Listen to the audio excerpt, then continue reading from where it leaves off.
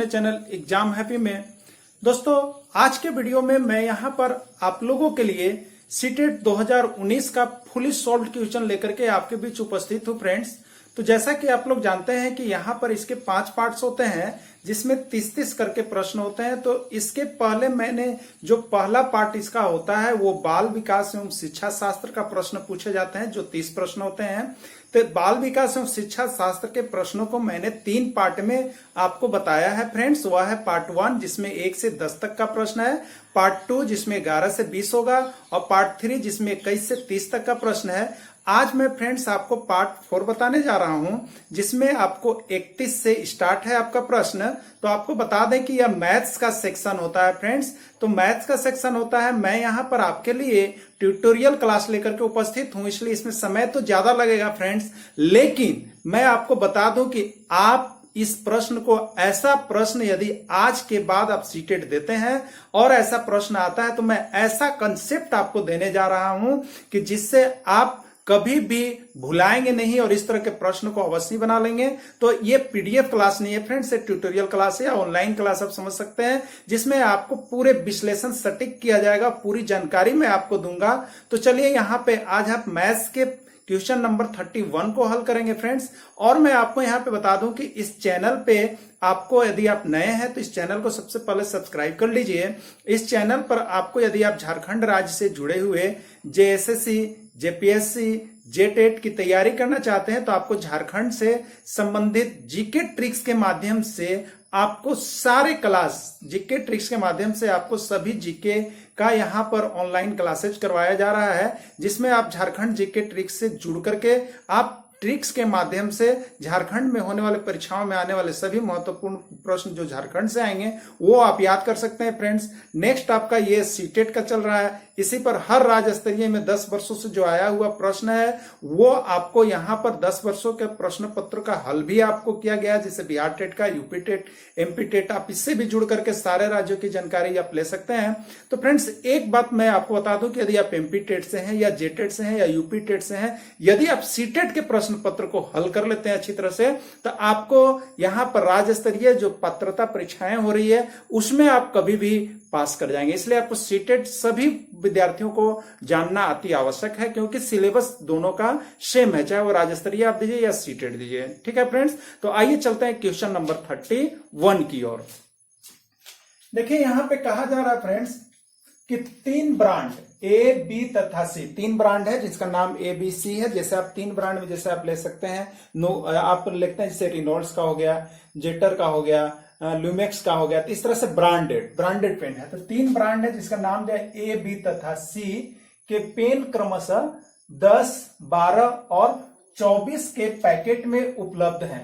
यदि एक दुकानदार को तीनों प्रकार के पेन समान संख्या में खरीदना है तो उसके द्वारा खरीदे जाने वाले पैकेटों की न्यूनतम संख्या क्या है। देखिए इसके बाद यहां पर आपके पास 4 ऑप्शन दिए गए हैं कि ए पैकेट में 10 होगा, ए पैकेट 10 को लेंगे, बी पैकेट 12 को लेंगे, सी पैकेट 5 को ले आएगा, या ए का पैकेट 5 को होगा, या बी का पैकेट 12 को होगा, या सी का पैकेट 10 होगा। तो इस तरह से आपके पास 4 ऑप्शन दिए हैं फ्रेंड्स। तो आइए मैं इसके बारे में आपको डिटेल्स यहां पे बताता हूं। देखिए फ्रेंड्स यहां पर हो क्या रहा है, देखिए 3 ब्रांड के ये पैकेट में पेन उपलब्ध है। ठीक है, यहां पर आप देख लीजिएगा ये 3 ब्रांड के पेन है। ठीक है, ये ब्रांड ए है, ए ब्रांड बी है और ए ब्रांड सी है। ठीक है, तो ए ब्रांड में 10 पेन आता है, जिससे इसमें कै गो पेन रहेगा फ्रेंड्स, 1 2 3 4, इसमें 10 पेन आता है। इस ब्रांड में आपका 12 पेन आ जाता है, इसमें 12 पेन आता है बी ब्रांड में, और इसमें आपका 12 पेन है, इसमें आपका 10 पेन है और इसमें आपका फ्रेंड्स 24 पेन है। इस तरह से है एक, यानी ए ब्रांड वाला पैकेट में 10 पेन आता है, बी ब्रांड वाला पैकेट में 12 पेन का पैकेट है और सी ब्रांड जो है उसमें 24 पेन का एक पैकेट है। लेकिन दुकानदार जाता है तो उसको इसका कै गो पैकेट खरीदेगा, इसके पैकेट की संख्या बताना है। ठीक है फ्रेंड्स, क्या बताना है कि ए के पैकेट की संख्या कै गो होगा, बी कै गो पैकेट लेगा वो, और सी कितने पैकेट लेगा। और ये पैकेट लेने पर जो पैकेट आप लीजिएगा तो पेन का संख्या क्या होना चाहिए, अगर इसमें X पेन हुआ तो इसमें भी X होना चाहिए और इसका भी 100 होना चाहिए, ये आपको बतलाना है। यानी तीनों पैकेट हम कैके को पैकेट लेंगे कि पेन हमको क्या हो जाए, बराबर आ जाए। ठीक है, यानी अगर ये वाला पैकेट लेंगे तो अगर मेरा 400 पेन होता है तो इसका कै गो पैकेट लेंगे कि 400 होगा, इसका भी कै गो पैकेट लेंगे कि 400 पेन होना चाहिए, इसका भी कै गो पैकेट लेंगे कि 400 पेन होना चाहिए, ये आपको बताना है। यानी आपको पैकेट की संख्या बताना है। ठीक है फ्रेंड्स, अगर इस तरह का प्रश्न आपको आ जाए तो आप क्या करेंगे। यदि पैकेट की समान संख्या बताना है तो इस तरह के प्रश्न के लिए आप एक चीज जान जाइए, ये लसा का प्रश्न है, लघुत्तम समापवर्तक का प्रश्न है। ठीक है, यहां पर क्या है, लघुत्तम समापवर्तक का प्रश्न है, एलसीएम का प्रश्न है। तो आप क्या करेंगे, जो तीनों पैकेट दिया हुआ, 3 ब्रांड का पैकेट, ए बी तथा सी 3 ब्रांड का पैकेट दिया हुआ है, उसका आप सबसे पहले क्या करेंगे, एलसीएम निकाल लेंगे। ठीक है, तो यहां पर पैकेटों की समान संख्या, ठीक है, निकालने के लिए आप क्या करेंगे, 10, 12, 24 का एलसीएम निकाल लेंगे फ्रेंड्स। ठीक है, 10, 12, 24 का एलसीएम निकाल लेंगे। आइए हम एलसीएम निकाल लेते हैं।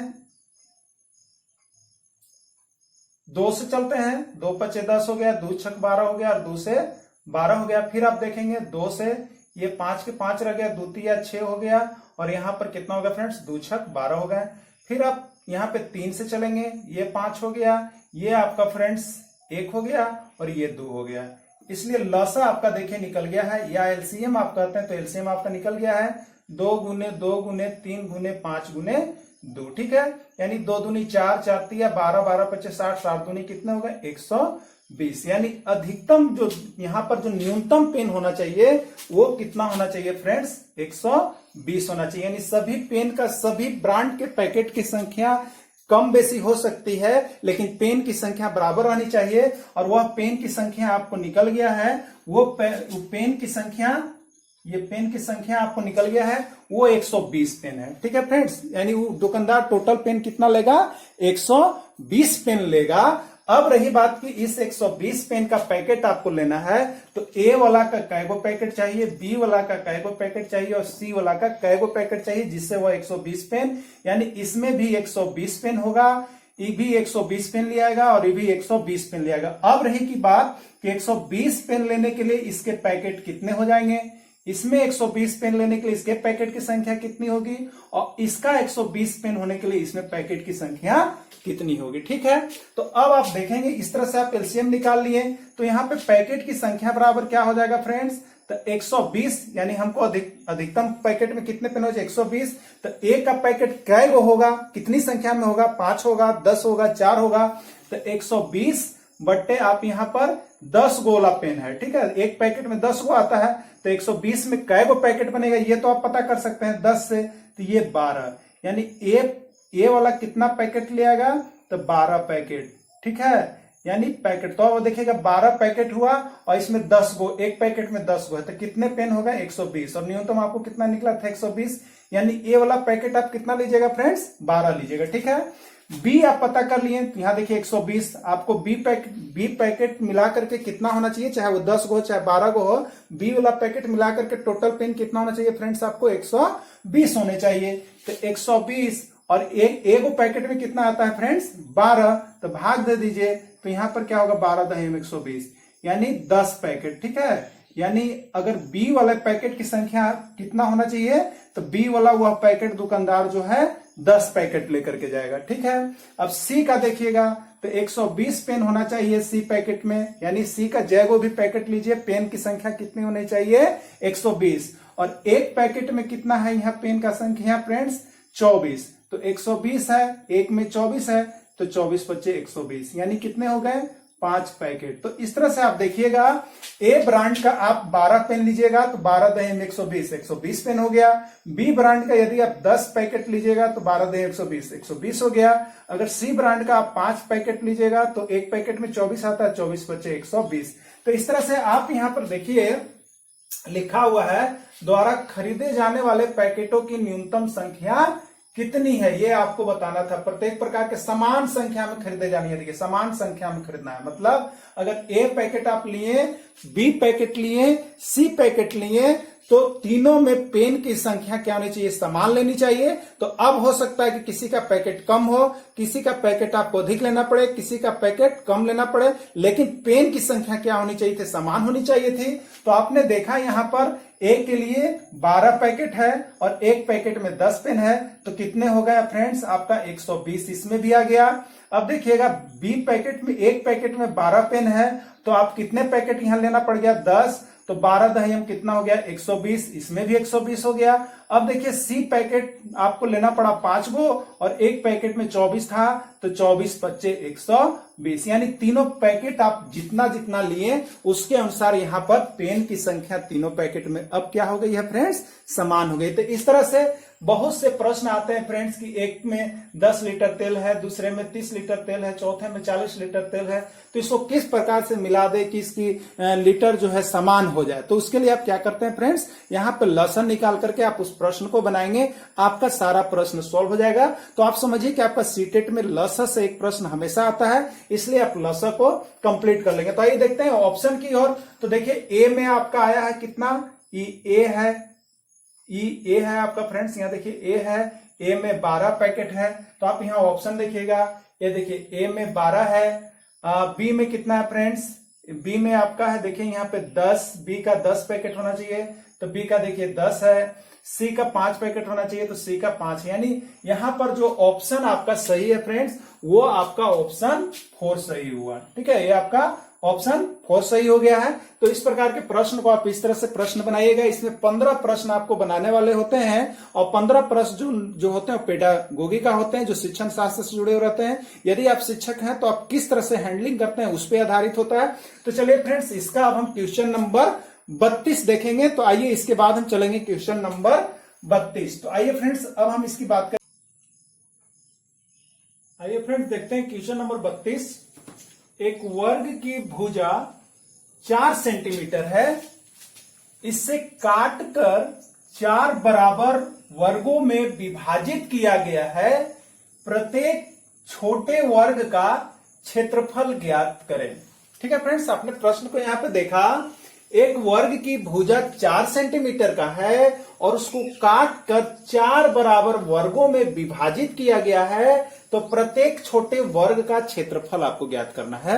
आइए देखिए इसका कंसेप्ट हम आपको दिखलाते हैं फ्रेंड्स, बहुत ही अच्छा प्रश्न है। देखिए फ्रेंड्स, एक वर्ग है, ठीक है, यहां पे आप देख लीजिए एक वर्ग है।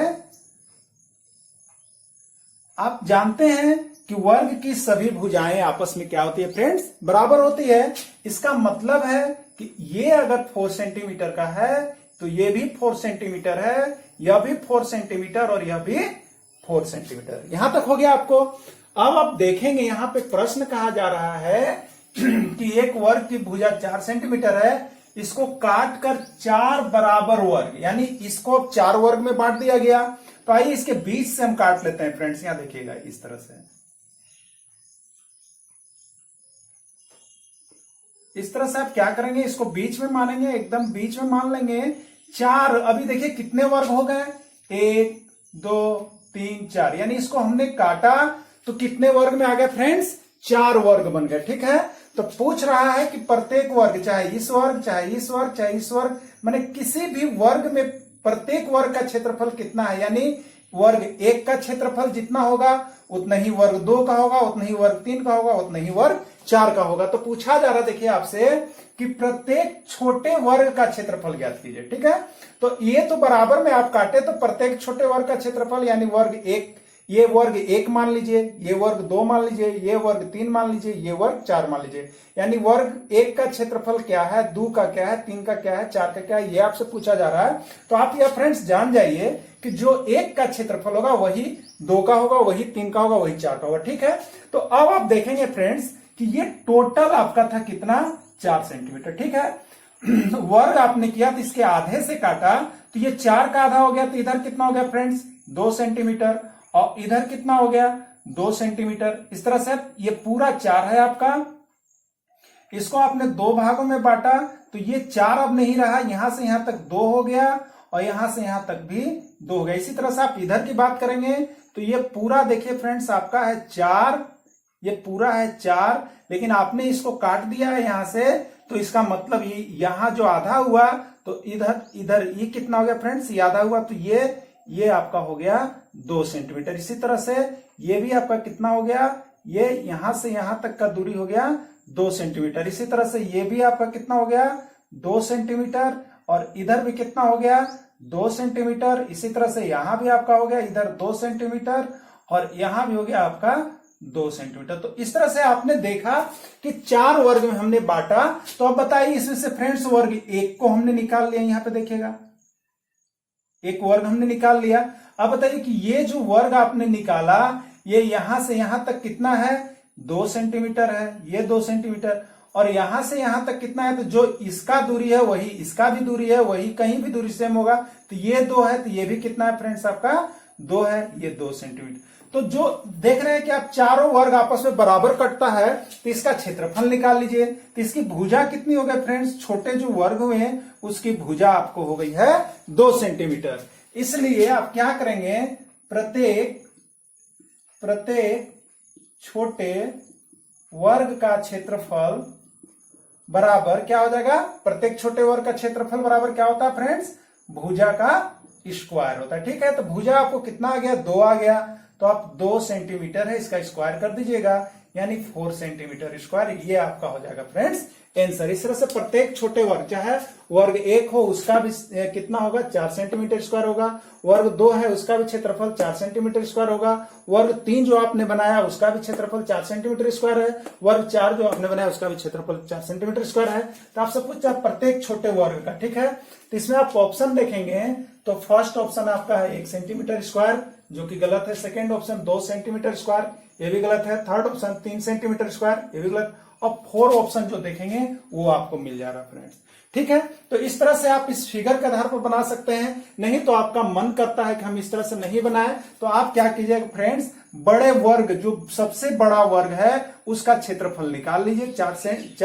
सबसे बड़ा वर्ग का क्षेत्रफल कितना हो जाएगा, तो 4 सेंटीमीटर का स्क्वायर, और कै गो वर्ग में इसको बांट दिया गया है फ्रेंड्स, 4 गो वर्ग में, तो 4 से भाग दे दीजिएगा। तो 4 का वर्ग कितना हो गया 16 सेंटीमीटर स्क्वायर, और 4 को वर्ग में बांटा गया तो 4 कर दिएगा, 4 चौके 16, यानी 4 सेंटीमीटर स्क्वायर आंसर। तो आपको फ्रेंड्स जो भी अच्छा लगता है आप इसको बना लेंगे, लेकिन यह एक बेसिकली कंसेप्ट है जिसको आपको कभी कभी ज्यादा में भी बांटने के लिए कह सकता है। तो इस तरह से यदि आप बना लेते हैं तो आपके लिए बहुत ही अच्छा है। तो चलिए फ्रेंड्स, इस तरह से क्वेश्चन नंबर 32 आपका कंप्लीट हो गया ट्यूटोरियल क्लास के जैसा। अब हम चलेंगे यहाँ पे 33 क्वेश्चन, देखते हैं क्वेश्चन नंबर 33।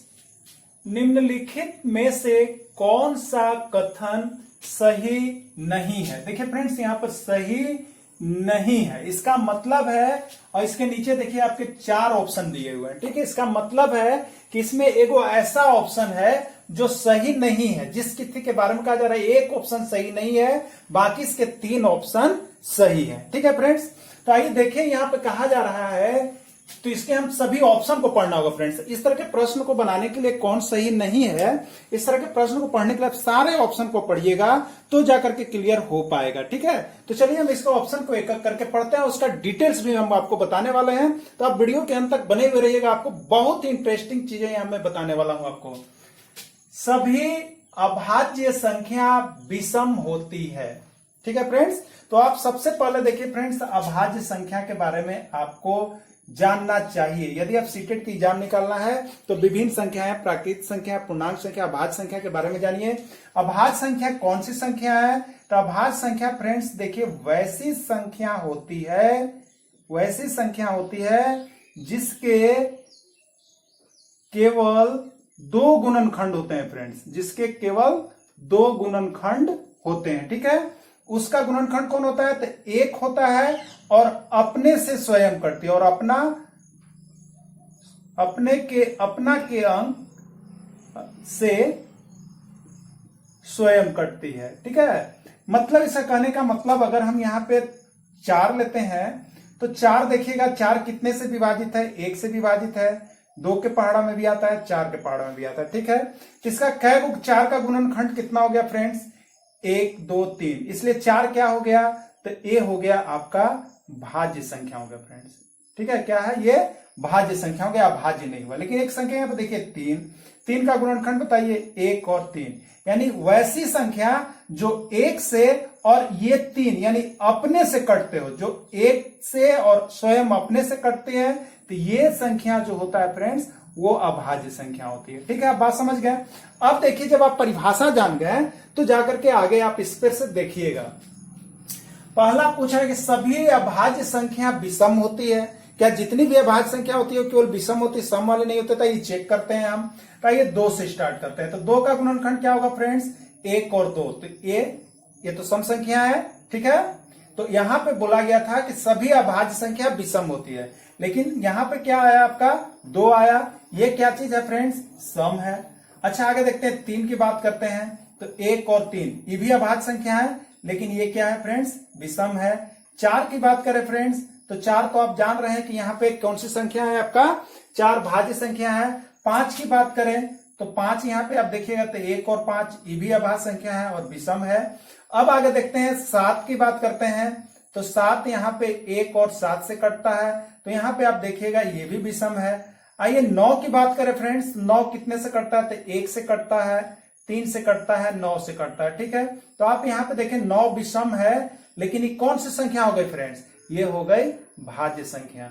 तो आपसे बोला जा रहा था कि सभी अभाज्य संख्या विषम होती है। ठीक है, सभी अभाज्य संख्या विषम होती है। ठीक है, तो यहाँ पे अभाज्य संख्या जो है वो सभी कहां हो रही है? तो विषम नहीं होती। जैसे आप देखिएगा ये अभाज्य संख्या 2, 1 और 2 अभाज्य संख्या, लेकिन ये कौन सा संख्या है? विषम संख्या है, सम संख्या, ये सम संख्या। इसलिए ये ऑप्शन आपका यहाँ पे गलत हो रहा है अभाज्य संख्या के बारे में।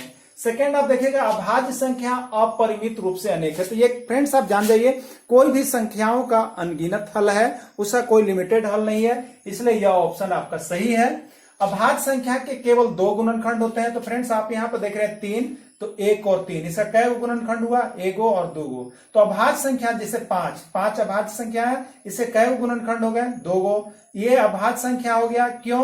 क्योंकि इसका सिर्फ 2 गुणनखंड हो रहा है। ये देखिए ये भाज्य संख्या हो गया, क्यों? क्योंकि इसका 1, 2, 3 हो रहा है। तो जिसमें 2 गुणनखंड होते हैं वो आपके अभाज्य संख्या होते हैं। तो ये सही आपका ऑप्शन है। 1 अंक वाली केवल 4 अभाज्य संख्या होती है। तो 1 अंक वाले मतलब कहां से फ्रेंड्स? 1 से लेकर के 9 तक की संख्या में आपको देखना है कि अभाज्य संख्या कै गो होता है। यहां पर बोल रहा है 4 गो होता है। ठीक है, तो आप सबसे 1 तो नहीं लेते, 2 से स्टार्ट कीजिएगा। 2 यहां पे हो गया, 3, 4, 5, 6, 7 और 8। 2 का गुणनखंड क्या क्या होगा फ्रेंड्स? 1 और 2। 3 का क्या क्या होगा? 1 और 3। 4 का क्या क्या होगा? तो देखें यहाँ पे 1, 2 और 4। 5 का क्या होगा? 1 और 5। 6 का क्या होगा? तो 1, 2, 3 और 6। और यहाँ पे 7 का क्या होगा? 1 और 7। 8 का क्या होगा?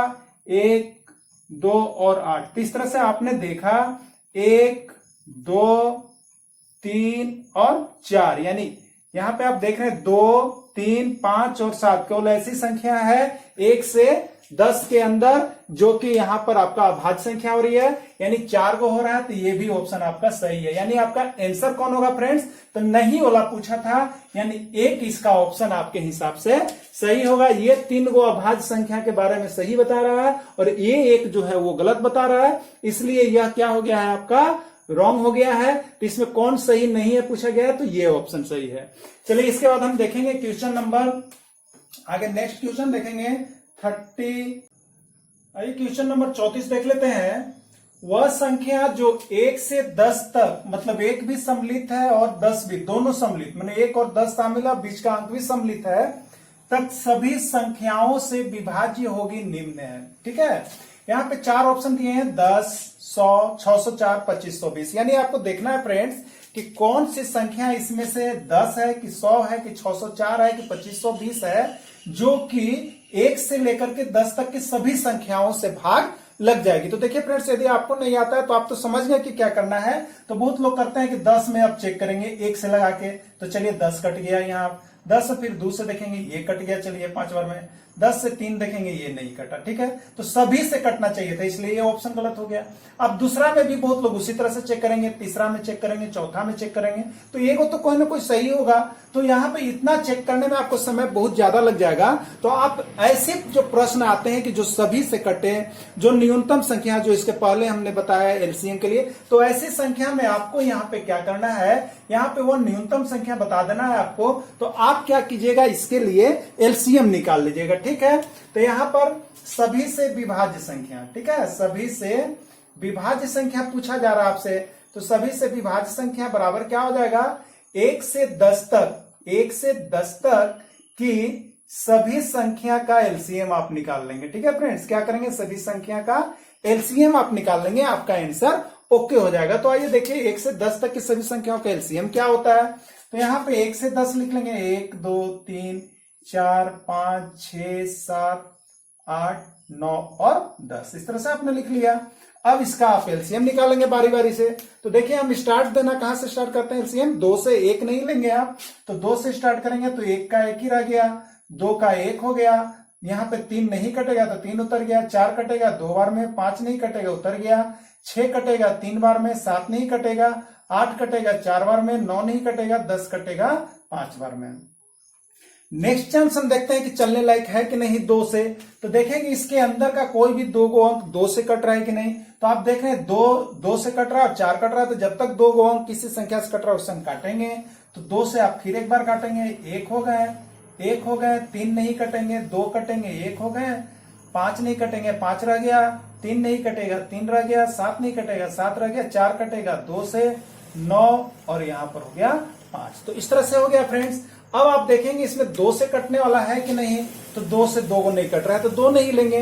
3 से देखेंगे नेक्स्ट चांस, 3 से 1 2 3, 3 को कट रहा है तो 3 से हम लेंगे फ्रेंड्स। तो 3 से क्या हो जाएगा, 1 हो गया, 1 हो गया, एक बार में 3 चला गया, 1 हो गया, 5 नहीं कटेगा, 5 उतर गया, 3 एक बार में कट गया, 7 नहीं कटेगा, 7 रह गया, 2 नहीं कटेगा, 2 रह गया, 9 का आपका 3 बार में कट गया और 5 नहीं कटेगा, 5 रह गया, ठीक है फ्रेंड्स। अब आगे आप देखिए कोई ऐसी संख्या 2 गो है जिससे कटेगा। तो आप यहाँ पर देख रहे हैं कि 5 2 गो है, इसलिए यह 5 से कटेगा। तो अब आप 5 से लगा लेंगे।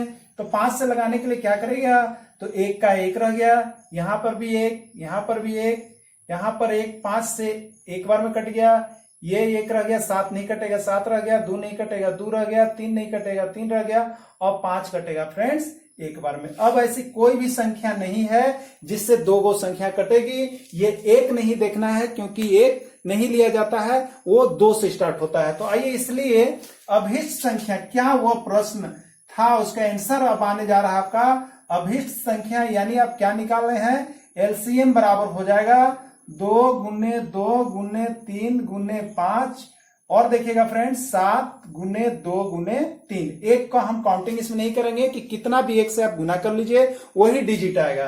तो अब आप इसको बढ़ते क्रम में गुना कर लेंगे फ्रेंड्स, जिस तरह से आप गुना करते हैं। तो 2 दूनी 4 हो गया, 4 तिया 12 हो गया, 12 25 60 हो गया, 60 सत्ते 6 सत्ते 42 होता है, 420 हो गया, 420 दूनी 840 हो गया और 840 को 3 से गुना करने पर जो आएगा वो आपका आंसर होगा फ्रेंड्स। तो 0 में 3 से गुना कीजिएगा 0 हो गया, 4 से 3 में गुना कीजिएगा 12 हो गया, 8 3 की 24 और 1 25 हो गया, यानी 2520। यानी वह अभिष्ट संख्या क्या निकला फ्रेंड्स, आपको 2520 है। यानी 2520 में आप क्या करेंगे फ्रेंड्स, देखिए 2520 में आप 1 से भाग लगाइए, इसी में 1 से भाग लगाइए तो लग गया, 2 से भाग लगाइए तो 2 से भी लग गया, 3 से भाग लगाइए तो 3 का नियम है फ्रेंड्स, 2 5 7 और 2 9, 3 से कट गया, 4 से भाग लगाइए तो 2 को देखा जाता है, 4 5 20, ये भी कट गया, 5 से भाग लगाइए तो 0 रहेगा तो कट जाता है, कट जाएगा। तो विभाजकता का नियम फ्रेंड्स हमने अपने चैनल पर लोड कर दिया है, तो आप विभाजकता का नियम एक बार अवश्य ही देख लीजिएगा, जिससे आपको क्या होता है, कौन सी संख्या 2 से कटेगी, 3 से कटेगी, 4 से कटेगी, 5 से कटेगी, इसका आपका उसमें 10 तक का एकदम जिक्र किया गया है। तो आप एक बार विभाजकता के नियम को भी आप हमारे प्लेलिस्ट पर, मैथ प्लेलिस्ट में जाकर के आप देख लेंगे, जिससे आपका ये कंफ्यूजन दूर हो जाएगा। तो इस तरह से ये संख्या में अब आप क्या कीजिएगा, अपने से देखिएगा 10 तक से भाग लगा करके, तो सब से यह संख्या कट जाएगी। तो वही आपसे पूछा गया था कि कौन सी संख्या, इसमें कौन सी संख्या ऐसी है जिसमें 1 से भाग लगाए तो भी कट जाए, 2 से लगाए तो भी कट जाए, 3 से लगाए तो भी कट जाए, 4 से लगाए तो भी, यानी 10 तक के किसी भी संख्या से भाग लगाए तो वह कट जाती है। वो संख्या आपको पता करना था। तो इसके लिए आप एलसीएम निकालते हैं। इसका आंसर आ गया 2520। तो चलिए ऑप्शन की ओर चलते हैं। फर्स्ट है 10, ये नहीं है। 2 है 100, ये भी नहीं है। 3 है 604, ये भी नहीं है। लेकिन चौथा ऑप्शन आपको देखिए यहाँ पे टैली कर गया है 2520। तो इस तरह से ट्यूटोरियल क्लास की जैसा पढ़ने के लिए, सीटेट की तैयारी करने के लिए आप हमारे चैनल के साथ अवश्य जुड़िए, आप सब्सक्राइब कीजिए। चलिए अब देखते हैं नेक्स्ट प्रश्न, क्वेश्चन नंबर 35। अगला प्रश्न क्या कुछ आपके लिए लेकर के आया है, तो आइए देखते हैं। 30 चलते हैं। Question number 35। आयशा के पास केवल ₹5 और ₹10 के सिक्के हैं। यदि उसके पास सिक्कों की कुल संख्या 25 और कुल घन 160 है, तो उसके पास ₹5 और ₹10 के सिक्कों की संख्या कितनी है। फ्रेंड्स देखिए क्या कह रहा है कि आयशा के पास केवल 2 प्रकार का सिक्का है, ₹5 वाला है और ये ₹10 वाला सिक्का है। ठीक है, आयशा के पास 2 प्रकार का सिक्के हैं और सिक्कों की कुल संख्या 25 है, यानी ₹5 वाला सिक्का और ₹10 वाला सिक्का दोनों को मिला देती है, तो उसके पास टोटल सिक्के कितने होते हैं फ्रेंड्स? 25। यानी अब हमको उस 25 सिक्का में यह पता नहीं है कि 5 वाला 20 गो है कि 10 वाला 5 गो है, कि 5 वाला 17 गो है तो 10 वाला 8 गो है, ये पता नहीं है। ठीक है, तो ये पता नहीं है, तो इसके लिए हम ₹5 वाले सिक्कों की संख्या को x मान लेंगे और ₹10 वाले सिक्कों की संख्या को y मान लेंगे। तो यहां पर देखिए हम लिख दे रहे हैं ₹5 वाले सिक्कों की संख्या x और ₹10 वाले सिक्कों की संख्या हमने क्या मान लिया फ्रेंड्स? y। अब इस तरह से आप मिलाते हैं तो दोनों सिक्का मिलाकर के कुल सिक्का संख्या में कितना होता है? 25 होता है। यानी x प्लस वाई बराबर आपका देखिए ये कितना आता है फ्रेंड्स? 25। तो एक समीकरण आप यहां पे लिख लीजिएगा, x प्लस वाई बराबर 25 से मान लीजिए ये। ठीक है, 25 है यहां पर कहा, और देखिए नेक्स्ट में करा और कुल घन 160 है। लेकिन इस 25 सिक्का का अगर हम गिनते हैं तो मिलाकर के 25 सिक्का मिलाकर के कितना होता है? 160 रुपए। अब यहां रुपया है फ्रेंड्स, तो संख्या बता रहा था, ये रुपया बता रहा है। यानी ₹5 और ₹10 सिक्का जो 25 को है उसको टोटल मिलाएं तो रुपया कितना बन जाता है? 160। तो क्या कीजिएगा फ्रेंड्स, तो ₹5 वाली सिक्का x है, तो इसलिए सिक्कों की ₹5 का कुल मूल्य कितना हो जाएगा? तो 5x। ₹10 वाले सिक्कों की संख्या y है, तो ₹10 वाले सिक्कों का घन कितना हो जाएगा? 10y। और इतना मिलाकर के कितना रुपया होगा? तो 160। देखिए यहां बोल रहा है ये मिलाकर के 160 हो रहा है। ये हो गया समीकरण 2। अब हम क्या करेंगे, इस समीकरण से यहां पे मान निकाल लेंगे, किसका? x और y का। यानी x और y का मान निकल गया तो आपको x है ₹5 वाला सिक्का का मान निकल जाएगा और y का मान निकल गया, यानी ₹10 सिक्कों की संख्या आपको पता चल जाएगा। उसके बाद आप इसमें गुना कर लेंगे तो यह भी पता चल जाएगा कि ₹5 वाला का मूल्य ₹50 हो रहा था कि ₹10 वाला का मूल्य ₹110 क्या हो रहा था, ये पता चल जाएगा आपको। आइए देखिए इसके लिए क्या करेंगे फ्रेंड्स। यहाँ पर देखिए आपको दिया हुआ है x प्लस वाई, तो आप देखिए x प्लस वाई बराबर 25 है फ्रेंड्स। इसलिए x बराबर आप क्या कर सकते हैं, तो ये y को हम इधर ले लाएंगे, तो प्लस में y है, इधर जाएगा तो माइनस में, यानी x बराबर 25 माइनस y हो जाएगा। ठीक है, अब इस x का मान आप समीकरण किस में बैठा दीजिएगा फ्रेंड्स? 1 से निकाले हैं तो 2 में बैठा दीजिएगा। तो यहां पर लिख देंगे x का मान समीकरण 2 में रखने पर आप और भी स्पीड बना सकते हैं। आपको मैं यहां पर बेसिक कंसेप्ट दे रहा हूं इसलिए ऐसा बता रहा हूं, तो बहुत जल्दी बना सकते हैं। तो आप देखिए यहां पर कितना हो गया फ्रेंड्स? 5x प्लस 10y बराबर कितना है आपका? 160 है। आप मान बैठा दीजिए 5। देखिए x बराबर कितना निकला है? 25 माइनस वाई। तो x के जगह पर लिख दीजिए फ्रेंड्स 25 माइनस वाई, प्लस है 10y और बराबर हो गया 160। गुना करेंगे आप फ्रेंड्स 5 से 25 में करेंगे तो 125 हो गया, माइनस 5y प्लस 10y बराबर हो गया 160। ठीक है, अब आप देखेंगे तो ये y एक जगह, इसको घटा देंगे तो प्लस माइनस घटेगा, चिन्ह किसका? वो बड़ा वाला का। तो बड़ा वाला 10y, उसका चिन्ह प्लस, इसलिए प्लस में होगा। तो यहां पर हो जाएगा 125 प्लस 5y बराबर हो गया फ्रेंड्स 160। इसलिए आगे हम देखते हैं अब क्या हो जाएगा, तो 5y, ये 125 यहां है, इसको आप इधर ले लाइएगा, ये प्लस में है तो माइनस हो जाएगा, यानी 160 माइनस 25 हो जाएगा। तो 5y बराबर हो गया फ्रेंड्स 160 माइनस 25।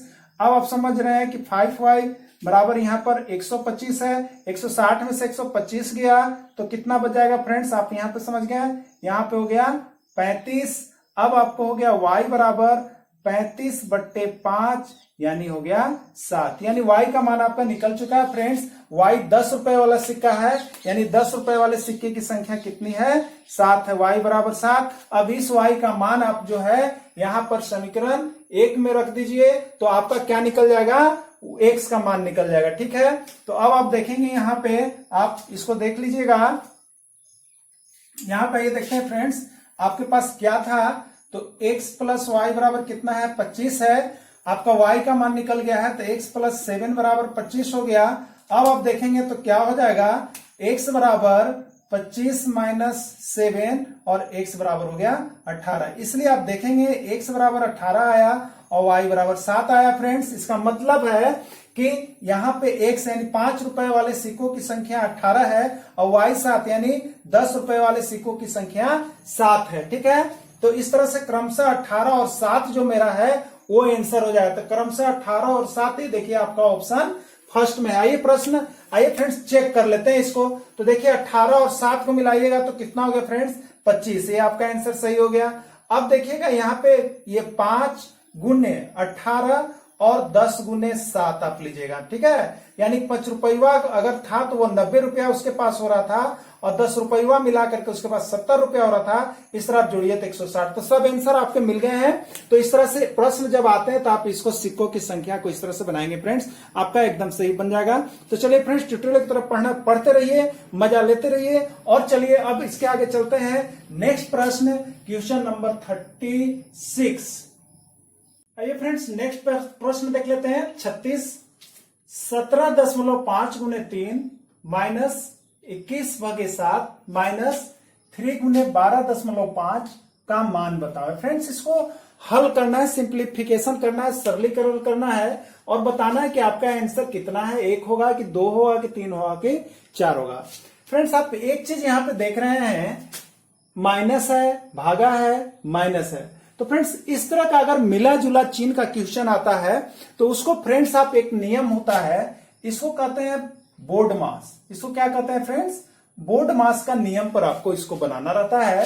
यानी इस तरह में सबसे पहले ब्रैकेट्स का काम कीजिएगा, फिर ऑफ का काम कीजिएगा, फिर डिवाइड का काम कीजिएगा, फिर मल्टीप्लाई का काम कीजिएगा, फिर एडिशन का काम कीजिएगा और फिर सब्ट्रैक्शन का काम कीजिएगा। तो इस तरह से आपको काम देखना पड़ता है फ्रेंड्स। ये आपको घटते क्रम में, यानी सबसे पहले इसको करना है, पहला अगर रहे तो पहले इसको कीजिएगा, अगर उभी है भी है तो सेकेंड बार इसको, इस तरह से बारी बारी से आप देखते हैं। तो आइए आपका जो प्रश्न है फ्रेंड्स देखिएगा, 17.5 गुने 3 माइनस 21/7 और माइनस 3 गुने 12.5। ठीक है, यानी यहाँ गुना का चिन्ह है, माइनस का चिन्ह है, भाग का चिन्ह है। ठीक है, यानी भाग, माइनस और गुना। तो सबसे पहले देखिए आपके पास है भाग, भाग का है, फिर गुना का है, फिर माइनस का। सबसे पहले किसका काम करेंगे आप देखेंगे तो डिवाइड यानी भाग हो गया, ये भाग का साइन है, मल्टीप्लाई यानी गुना हो गया, एडिशन यानी जोड़ हो गया, सब्ट्रैक्शन यानी घटा हो गया, ऑफ मतलब का ब्रैकेट में कोष्ट होता है फ्रेंड्स। ठीक है, तो आप देखिए आपके पास 3 चिन्ह है, ये आप किसका सबसे पहले कौन आ रहा है, तो देखिए सबसे पहले डिवाइड आ रहा है, तो आप डिवाइड का काम करेंगे फ्रेंड्स। तो 17.5 गुने 3, 21 में 7 से भाग लगाइएगा तो आपका 3 आएगा, चिन्ह माइनस है, -3 और -3 गुने 12.5। एक एक बार से इसको हम काम करते हैं बारी बारी से। ठीक है, अब आपका भाग समाप्त हो गया फ्रेंड्स, यहाँ पे भाग नहीं है, अब माइनस और गुना है। पहले किसका काम होगा आप देख लो यहाँ पे, तब पहले कौन आ रहा है, गुना की माइनस, तो पहले आ रहा है गुना, तो पहले आप काम कर लीजिए गुना का।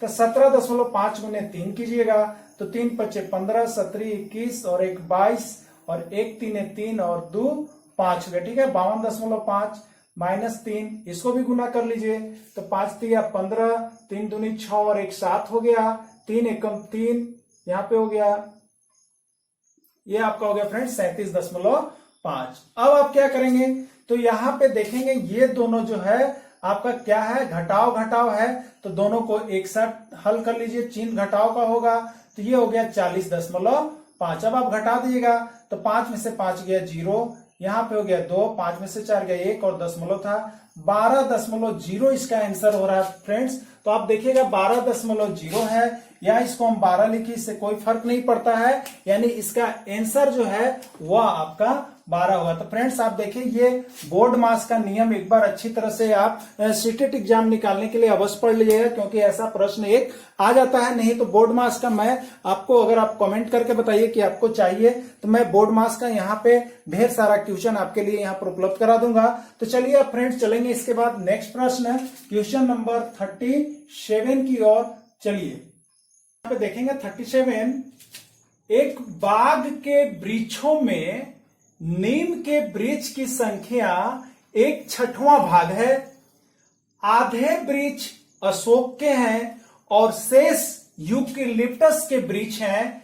यदि नीम के वृक्षों की संख्या 5 है तो बाग में यूकेलिप्टस के कितने वृक्ष हैं? आइए फ्रेंड्स, इस तरह के प्रश्न देखिए अभी तक के सेटेट एग्जाम में लगभग हर बार पूछ दिया जा रहा है फ्रेंड्स, पर्यावरण से संबंधित। ये बहुत ही इजी प्रश्न है, बहुत ही आसान प्रश्न है फ्रेंड्स। इसमें देखिए होता क्या है कि कभी नीम के वृक्ष की संख्या दे दिया रहेगा तो पूछेगा यूकेलिप्टस का कितना है, कभी साल का कितना है, कभी प्लास का कितना है, कभी सागवान का कितना है, या कुल वृक्ष बाग में कितने, कुछ भी पूछ सकता है फ्रेंड्स।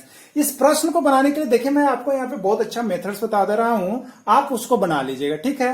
तो देखिए फ्रेंड्स यहाँ पे बोला एक बाग, सबसे पहले बाग बोला जा रहा है। मान लीजिए ये आपका बाग है फ्रेंड्स, यहाँ पे हमने एक बाग बनाया है, ठीक है। इसमें वृक्ष लगाए गए हैं, ठीक है, इसमें वृक्ष लगाए गए हैं। एक बाग में अब वृक्ष लगाए गए हैं, इस बाग में वृक्ष लगाए गए हैं, जिसमें किसका वृक्ष है फ्रेंड्स? एक वृक्ष जो है आपका इस तरह से देखिए है, ये आपका नीम का है फ्रेंड्स। ये किसका वृक्ष है? नीम का लगाया गया है। आधे वृक्ष अशोक के हैं। देखिए फ्रेंड्स इस तरह से एक वृक्ष लगाया गया है, आधे वृक्ष इस तरह के लगाए गए हैं, ये आपके अशोक के लगाए गए हैं इसमें, ठीक है। और आगे का रहा, और शेष यूकेलिप्टस के वृक्ष हैं। आगे आप देखिएगा तो इस तरह से इस तरह से एक वृक्ष है, ये यूकेलिप्टस है, ठीक है। यानी बाग में इसी तरह का तीनों पौधा मिला करके लगाया गया है। लेकिन अभी आपको पता नहीं है कि नीम का पौधा कैगो है, अशोक का पौधा कैगो है, यूकेलिप्टस का कैगो है, या इसमें कुल वृक्ष कितने हैं इस बाग में, ये सब आपको जानकारी नहीं है। तो आप क्या करेंगे फ्रेंड्स, नीम के वृक्ष की संख्या बोल रहा है, जितना भी वृक्ष है उसका 1/6 भाग बोल रहा है। जितना वृक्ष हो, अगर इसमें 36 को वृक्ष है तो 1/6 भाग जो है वो नीम का है। तो 36 का 1/6 कितना हो गया फ्रेंड्स? यानी यहाँ पर 6, यानी 6 को पेड़ नीम का है। तो हम मान लेते हैं फ्रेंड्स, इस तरह के प्रश्न के लिए सबसे पहले मान लेते हैं कि माना कि बाग में वृक्षों की कुल संख्या 1 है, ठीक है। तो यहाँ पे देखिए फ्रेंड्स मान लिया, माना कि बाग में कुल वृक्ष कितने हैं? कुल वृक्ष बराबर 1 है फ्रेंड्स, ठीक है। कुल वृक्ष 1 है मान लिए। वही 1 में नीम भी है, वही 1 में अशोक भी है, और वही 1 में यूकेलिप्टस है, ठीक है। तो अब यहां बोल रहा है नीम की संख्या कितनी है, तो वृक्षों में नीम के वृक्ष की संख्या 1/6 भाग है, यानी जितना पेड़ है उसका 1/6 भाग क्या है? नीम है। तो यहां पे देखिए आप लिख लेंगे नीम की संख्या कितना हो जाएगा, तो जितना पेड़ है, तो पेड़ आप कितना माने फ्रेंड्स? 1 माने हैं, उसका 1/6, यानी ये देखिए 1/6 भाग का मतलब होता है 1/6। 1/6 जो है वो नीम है, यानी नीम की संख्या कितना हो गया फ्रेंड्स? 1/6 हो गया। अब देखिए क्या कर रहा है, आधे वृक्ष अशोक के हैं, तो नीम का 1/6 आपका हो गया। देखिए नीम का इतना हो गया, अशोक का बोल रहा है आधा, आधा का मतलब कितना होता है फ्रेंड्स? 1/2, यानी जितना पेड़ है उसमें 1/2 भाग अशोक का है। तो अशोक की संख्या आप यहां पर निकाल लेंगे। आप और भी स्पीड बना सकते हैं सर। तो यहां पर देखिए x गुने 1/2 तो हो गया x/2, यानी x/2 क्या हो गया आपका? अशोक का पेड़ हो गया। अब जो बचा वो किसका है? यूकेलिप्टस का। तो शेष क्या हो जाएगा? शेष पेड़ का मतलब क्या हो गया फ्रेंड्स? तो इस टोटल पेड़ में से नीम का पेड़ को भी हटा देंगे और अशोक का पेड़ को भी घटा देंगे, तो हमको किसका बच जाएगा? यूकेलिप्टस की संख्या बच जाएगा। तो यूकेलिप्टस शेष, अब जो बच गया यूकेलिप्टस है, तो यूकेलिप्टस की संख्या बराबर कितना हो जाएगा फ्रेंड्स? तो ये टोटल में से घटा देंगे हम, टोटल पेड़, कुल पेड़ में से किसको घटा दिए हमने? तो कुल पेड़ में से यहाँ देखिए आप नीम का पेड़ निकाल दीजिए, उसमें से भी फिर किसको निकाल दीजिए? अशोक का पेड़ निकाल दीजिए। तो टोटल वृक्ष में से नीम हट जाएगा, अशोक हट जाएगा, तो कौन बचेगा? यूकेलिप्टस बच गया। यानी यूकेलिप्टस की संख्या बराबर कुल पेड़ माइनस क्या हो जाएगा फ्रेंड्स? नीम माइनस अशोक। यहां पे हमने कर दिया, ठीक है। आगे देखिए क्या बोल रहा है, यहां तक का काम हो गया। आगे बोल रहा है कि नीम के वृक्षों की संख्या 5 है। नीम के वृक्ष की संख्या कितनी फ्रेंड्स बता दिया, यानी बाग में जो नीम का पेड़ है उसकी संख्या कितनी थी, 5 थी। तो अब देखिए यहां पर नीम की संख्या आप कितना माने फ्रेंड्स, 1/6। तो प्रश्न से क्या आपसे कह दिया कि नीम की संख्या, देखिए यही आप कह रहा है, नीम के वृक्ष की संख्या बराबर कितना है फ्रेंड्स, 5। और नीम के वृक्ष आप कितना माने, यहां देखिए 1/6 माने, तो नीम के वृक्ष की संख्या जगह लिखेगा 1/6 और 1/6/5 हो गया 5, यानी 5/1 कर सकते हैं आप, इसको तीसरा गुना कीजिएगा, इसलिए x बराबर कितना गया फ्रेंड्स, तो इस तो देखिए आपका x का मान अब निकल चुका है। x मतलब कुल वृक्ष निकल गया, यानी इस बाग में टोटल पेड़ जो लगाए गए थे 30 पौधा, ठीक है, 30 पौधा लगाए गए थे।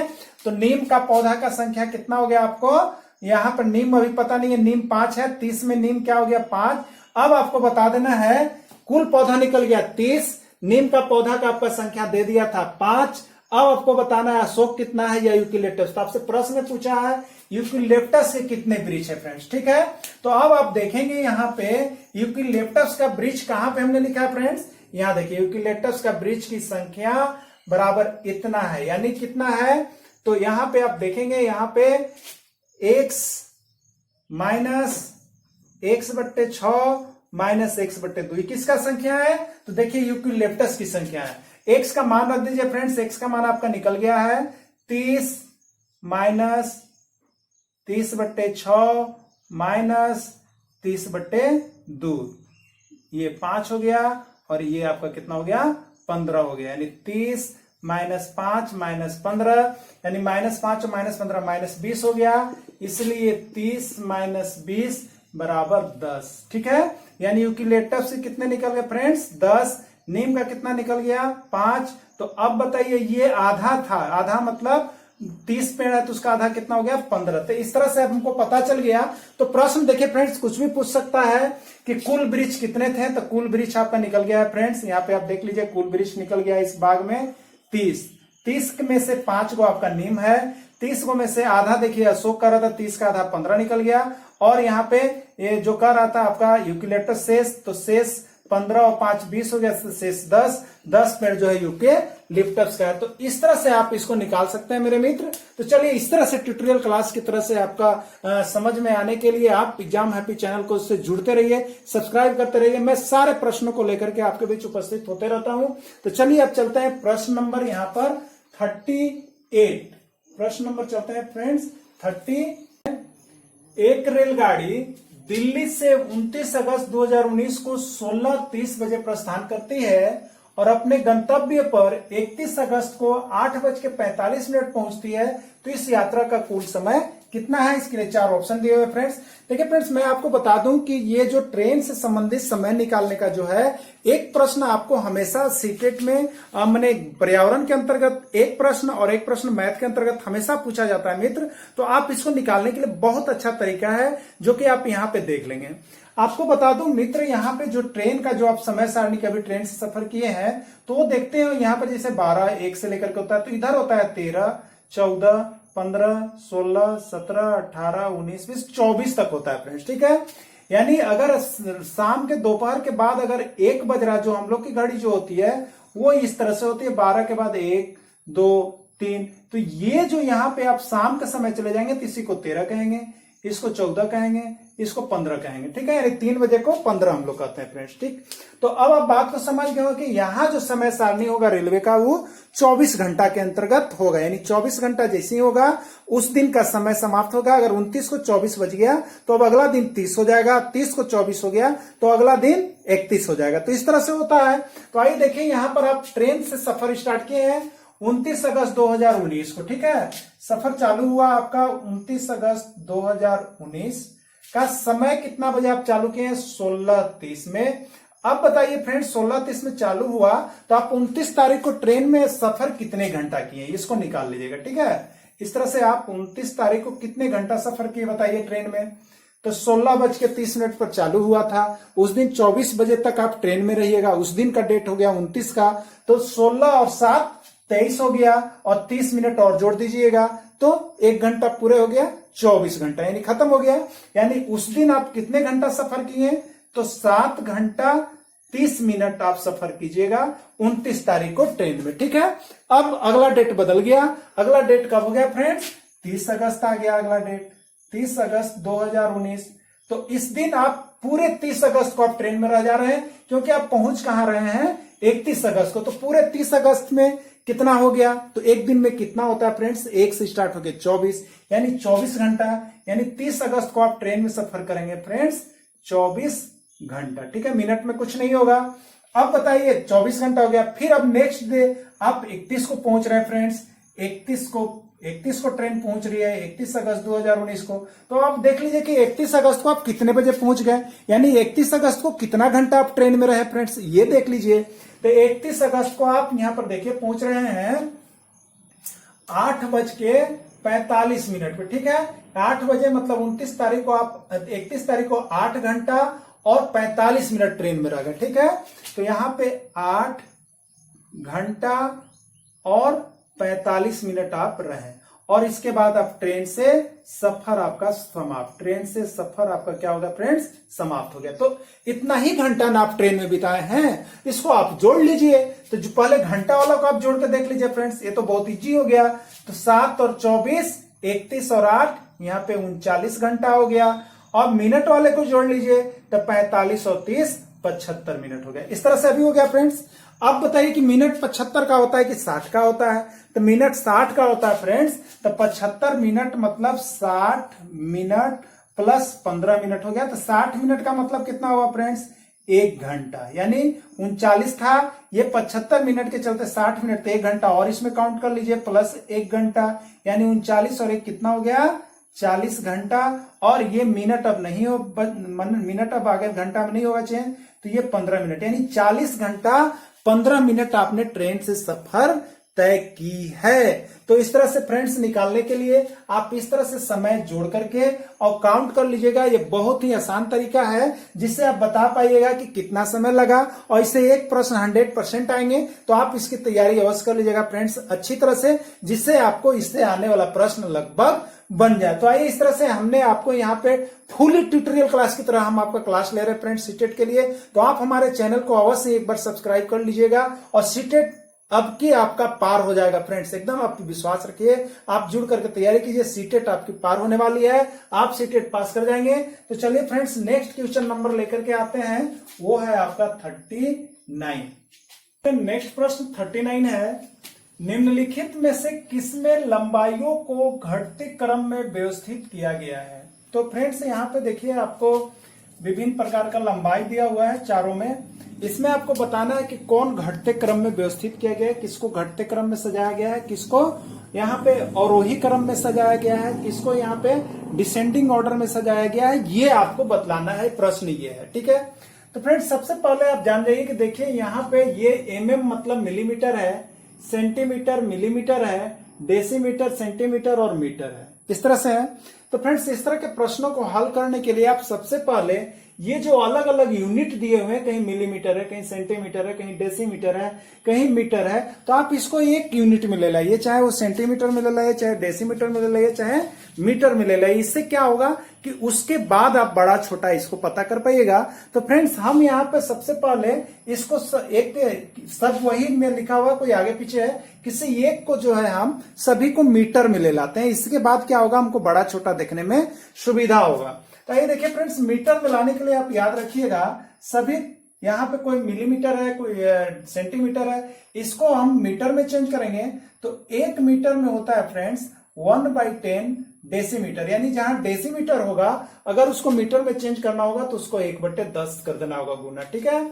उसी तरह से यहाँ पे आगे आप देखेंगे तो यहाँ पे हो जाएगा 1/100 सेंटीमीटर, यानी सेंटीमीटर में होगा और उसको यहाँ पे लाना है तो 1/100 कर देना है फ्रेंड्स।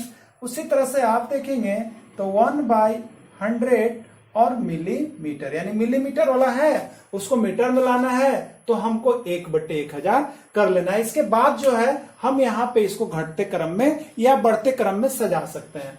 तो आइए देखिए फ्रेंड्स, यहाँ पे आप देखेंगे पहला है आपका, क्या देखेंगे 8500 मिलीमीटर। अब ध्यान दीजिएगा 8500 मिलीमीटर है, तो मिलीमीटर वाले के लिए कितना है देखिए 1/1000, तो गुने 1/1000, 1000। अब यह किस में हो जाएगा फ्रेंड्स, 1/1000 कर दिया तो ये आपका हो गया मीटर में, ठीक है। यानी ये दो यहां पे क्या हो गया, एक ये 3 था, ठीक है, 3 है तो ये 2 जीरो, ये 2 जीरो कैंसिल हो गया, 1 बचा। यानी इसको आप लिख सकते हैं 8.5 मीटर, ठीक है फ्रेंड्स। ये आपका निकल गया 8500 को आप कितना लिख सकते हैं, 8500 मिलीमीटर को 8.5 मीटर लिख सकते हैं, ठीक है। अब देखिएगा यहाँ पे एक और है, आप यहाँ पर देखिएगा 800 सेंटीमीटर 8 मिलीमीटर, देखिए यहाँ पे लिखा हुआ 800 सेंटीमीटर 8 मिलीमीटर। तो देखिए यहाँ पे 800 है, सेंटीमीटर को मीटर में लाना है फ्रेंड्स, तो क्या करना है, सेंटीमीटर वाले को मीटर में लाना है, यानी 1/100 कर देना है, 1/100। अब ये हो गया मीटर। इसके साथ और कितना जुड़ा हुआ है फ्रेंड्स, 8 मिलीमीटर जुड़ा हुआ है। 800 सेंटीमीटर और 8 मीटर का मतलब है, यहाँ पे देखिएगा 800 सेंटीमीटर और 8 मीटर का मतलब है फ्रेंड्स 800 सेंटीमीटर प्लस 8 मीटर या 8 मिलीमीटर, ये प्लस होता है, ठीक है। तो अब आप देखिएगा प्लस 8 मिलीमीटर है, तो 8/मिलीमीटर को मीटर में करने के लिए क्या करना है, तो आप देख लीजिए हमने बताया है 1/1000, ठीक है। इसको आप हल कर लीजिएगा, इसका हम हल कर रहे हैं, देखिए तो इसका हल हो गया फ्रेंड्स आपका, ये 2 जीरो, ये 2 जीरो कट गया, यानी 8 मीटर और प्लस ये 3 जीरो है, तो 3 अंक के बाद दशमलव बैठा दीजिए, यानी 1 अंक 8 हो गया और 2 अंक 0, 3 अंक के बाद 0, ठीक है। अब इसको आप जोड़िएगा तो क्या होगा फ्रेंड्स, दशमलव के इधर 0 0 कर लीजिएगा, तो 8.008 ये हो गया मीटर, इसका मान निकल गया। अब देखिए आपको 80 डेसीमीटर 8 सेंटीमीटर यहाँ पे दिया हुआ है, इसका भी आप मान निकाल लीजिए। 80 डेसीमीटर 8 सेंटीमीटर का कितना होता है, तो देखिए यहाँ पे डेसीमीटर है और उसको मीटर में लाना है, तो कितना से दीजिएगा, 10 से भाग दे दीजिए फ्रेंड्स, यानी आप कीजिएगा कितना, 80 गुने 1/10 कीजिएगा, डेसीमीटर वाला है, और ये किस में आ जाएगा, मीटर में। और 8 सेंटीमीटर है तो 8 गुने सेंटीमीटर वाले को मीटर में लाने के लिए कितना से देना है, तो 1/100 करना है, ये भी मीटर में हो गया। इसको आप हल कर लीजिए, तो 10 8 80, यानी 8 मीटर प्लस 2 को 0 है तो 2 अंक के बाद दशमलव, तो 0.08 मीटर, यानी इसको आप कितना लिख सकते हैं फ्रेंड्स, तो 8.08 मीटर। अब अगला एक है 8 मीटर, तो यही आपके पास 4 गो आ गया। अब चारों में आपको सजाना है फ्रेंड्स, तो देखिए पहला आपका आया कितना, 8.5 आया, आप देखिएगा 8.5 मीटर आया।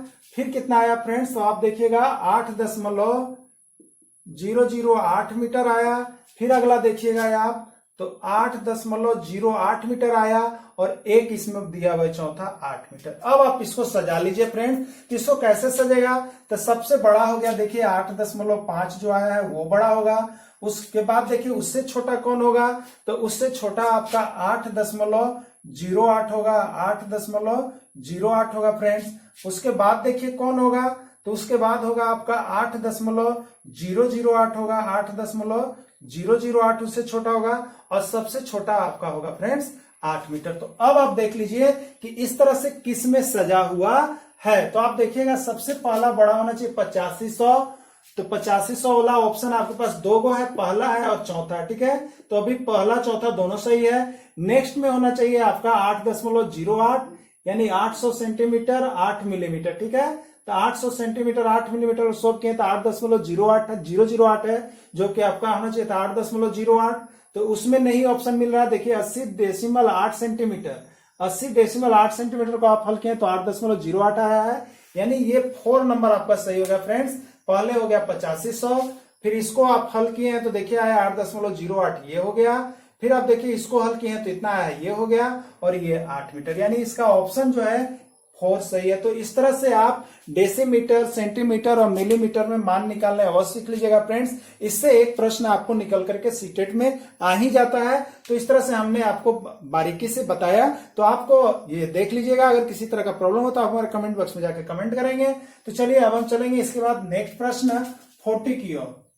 नेक्स्ट प्रश्न चलेंगे फ्रेंड्स 40, देखते हैं। एक 180 मीटर लंबी तार को आयत का रूप दिया गया है। यदि आयत की चौड़ाई 30 सेंटीमीटर है तो इसकी लंबाई कितनी है, ये आपका प्रश्न है फ्रेंड्स। इसमें 4 ऑप्शन है, 45, 60, 90 और 120। आइए फ्रेंड्स, इसके बारे में आपको बता दूं। देखिए, इस तरह का प्रश्न एक बार हर बार सीटेट में आ रहा है कि उसको मोड़ दिया जाता है तो घुमा दिया जाता है, इतना लंबा है। तो इसका बेसिक कंसेप्ट आप जानिए फ्रेंड्स। अगर बेसिक कंसेप्ट आप जान गए तो अबर आपका 180 दिया है, अगला बार 210 दे देगा। ठीक है, वो अभी यहां पर दिया है आयत के रूप में, उस समय वर्ग दे देगा। तो कुछ भी दिया जा सकता है फ्रेंड, लेकिन बेसिक कंसेप्ट को यदि आप समझ लेते हैं तो आपका प्रश्न बन जाता है। तो आइए, यहां पे कह रहा है कि 180 मीटर लंबा तार। देखिए फ्रेंड्स, ये एक तार हमने लिया, इसकी लंबाई है 180 मीटर। ठीक है, अब इस तार का लंबाई मतलब क्या होता है? तार पूरा लंबाई दिया हुआ है, इसका मतलब ये परिमाप है। ठीक है, परिमाप है। अगर वृत्त होता तो ये परिधि होता, तो ये परिमाप है। ठीक है, अब इसी तार को हम जोड़ करके ऐसा बना सकते हैं, ऐसा बना सकते हैं, ऐसा बना सकते हैं, किसी भी रूप में हम इस तार को मोड़ सकते हैं। तो ये जो फिगर आ रहा है ना, ये जो फिगर आ रहा है, ये इतना ही लंबा है। इस तार की ये जो हम जोड़ भी दे रहे हैं तो उसका लंबाई कितना है फ्रेंड्स? मिलाकर के 180 है। इसका भी रहता तो कितना होता है? 180 ही रहता है। इसका भी रहता है तो 180, क्योंकि इसी तार से बनाया गया है। ठीक है, तो अब इसी तार से बनाया गया मतलब ये है वर्ग, तो ये आपका दे दिया वर्ग। अगर ये वर्ग है तो आपको पता हो गया कि वर्ग का परिमाप ये है। वर्ग का परिमाप कितना है? 180। अगर वर्ग के रूप में मोड़ा जाता था, क्योंकि इसी यही तार का कुल लंबाई है ना, तो कुल लंबाई मतलब होता है परिमाप। इसको भी जोड़ दीजिए, इसको भी जोड़ दीजिए, इसको भी जोड़ दीजिए, इसको भी जोड़ दीजिए, तो वो फ्रेंड्स जोड़ना कहलाता है परिमाप। और ये पूरे तार को यदि हम खोलते हैं, यहां से अगर खोल देते हैं तो ये 180 होता है। मतलब यही तार जो है 180 मीटर का तार जो ही है वो इस प्रकार का रूप दिया गया है। तो ये रूप मतलब क्या है? आपका परिमाप दिया हुआ है। तो अगर वर्ग के रूप में मोड़ा जाता तो वर्ग का परिमाप 180 होता। अगर इसको आयत के रूप में मोड़ा जा रहा है तो ये आयत का परिमाप समझ लीजिए है। अगर इसी को वृत्त के रूप में जोड़ा जा रहा है तो इसको वृत्त का परिमाप या परिधि समझ लीजिए है। तो अगर मोड़ा जाता है उसी तार को तो ये परिमाप के सेंस में आता है। मैं आपको यह बताना चाह रहा था। तो अब चलिए इसको हम देखते हैं फ्रेंड्स कि इसको बनाने के लिए हम क्या करें। तो देखिए, यहां पे आपको क्या कहा कि 180 मीटर लंबा तार है। देखिए, 180 मीटर लंबा तार है, ये 180 मीटर लंबा तार। इसको मोड़ करके एक आयत बनाया है। ठीक है, ये आयत बनाया है। तो आयत की सभी भुजाओं को आप जोड़ दीजिए तो कितना होगा फ्रेंड्स? और आयत की सभी भुजाओं को जोड़ना मतलब कहलाता है आयत का परिमाप। तो देखिए, आयत का परिमाप आपको दे दिया फ्रेंड्स। वो कितना दे दिया? 180 सेंटीमीटर। ठीक है, 180 सेंटीमीटर है। यहां पे 180 सेंटीमीटर दे दिया आपको। अब आप फॉर्मूला याद रखिए फ्रेंड्स। आयत का परिमाप बराबर क्या होता है? 2 इंटू एल प्लस बी, और इतना बराबर 180, यानी 2 इंटू लंबाई प्लस चौड़ाई। ठीक है, अब यहां पे आप देखेंगे तो 2 यहां पर देखिए इसके नीचे ले जाइएगा तो इधर आपका क्या बचेगा? ये 2 यहां चल गया फ्रेंड्स, यानी 180 बट्टे 2 हो गया। यहां पर जो गुना रहता है भाग में, तो अब आपके पास बच गया एल प्लस बी बराबर 180 बट्टे 2। अब नेक्स्ट टर्म में देखिए एल का मान आपको दिया है कि बी का दिया। देखिए, चौड़ाई आपको दे दिया फ्रेंड्स, चौड़ाई तो आपके पास एल रहने दीजिए। चौड़ाई में 30 हो गया, और इतना बराबर इसको काट लीजिएगा तो 90 हो गया। यानी एल प्लस 30 बराबर कितना हो गया? 90। अब देखिएगा आप, तो एल बराबर कितना होगा फ्रेंड्स? ये प्लस में है, इसको इधर ले लाइए तो इधर आएगा, तो ये यहां माइनस में हो गया, यानी 90 माइनस 30, तो एल बराबर हो गया 60 सेंटीमीटर। इस तरह से आपका जो है यहां पर उस आयत की चौड़ाई इतनी है तो उसकी लंबाई कितनी है फ्रेंड्स? 60 सेंटीमीटर है। आइए ऑप्शन देखते हैं। ए में 45 गलत है, बी में 60 देखिए मिल गया, सही ऑप्शन है। ये गलत है, ये गलत है। तो इस तरह से अगर तार को किसी भी रूप में मोड़ दिया जाता है, चाहे वर्ग के रूप में मोड़ दिया जाए, या आयत के रूप में मोड़ दिया जाए, या वृत्त के रूप में, तो वो उसका परिधि होता है फ्रेंड्स। तो इस तरह का प्रश्न देखिए आपके एग्जाम में अभी तक लगभग 4 बार आ चुके हैं। तो आप इस तरह के प्रश्न को एक बार अच्छी तरह से समझ लीजिएगा। विशेष दिक्कत तो हमारे कमेंट में कमेंट कीजिएगा। तो फ्रेंड्स, यहाँ पर मैं आपको आज वीडियो का यहाँ पे पार्ट 4 बता रहा था, यानी सीटेट 2019 8 दिसंबर 2019 को जो एग्जाम हुए, इसके 4 पार्ट को लेकर के मैं आपके बीच उपस्थित था। इसके पहले 3 पार्ट, जिसमें 1 से 10 तक बाल विकास शिक्षा शास्त्र, पार्ट 2 में 11 से आपका 20 तक है, और पार्ट 3 में जो है आपका 21 से 30 तक है। ये पार्ट 4 था फ्रेंड्स। इसमें मैं आपको क्वेश्चन नंबर यहाँ पर 31 से लेकर के 40 तक के प्रश्नों का हल करवाया हूं फ्रेंड्स। तो इसी तरह का ट्यूटोरियल वीडियो पाने के लिए आप अपने चैनल एग्जाम हैप्पी को सब्सक्राइब कीजिए। मैं इसका नेक्स्ट पार्ट यानी पार्ट 5 जो है वो क्वेश्चन नंबर आपका होगा यहाँ पे 41 से लेके 50 तक, और पार्ट 6 में होगा 51 से लेके 60 तक। इसी तरह से 10-10 प्रश्न का पार्ट बांट करके मैंने आपको सीटेट जो दिसंबर 2019 में हुए थे उसका यहाँ पे वीडियो बना करके आपके बीच प्रेजेंट कर रहा हूं, जो कि ट्यूटोरियल क्लास की तरह वीडियो है फ्रेंड्स। तो मैं विश्वास दिलाता हूं आपको कि आप एक बार यदि इसको अच्छी तरह से आप हमारे यहाँ पे एग्जाम पे चैनल के साथ जुड़ के सब्सक्राइब कर लेते हैं तो आपकी सीटेट पास हो जाइएगा फ्रेंड्स। तो आप सीटेट पास करने के लिए हमारे चैनल के साथ जुड़िए। चलिए, thanks for watching this video. फिर मैं मिलूंगा आपसे नेक्स्ट वीडियो के साथ, तब तक के लिए इतना ही। जय हिंद, जय भारत।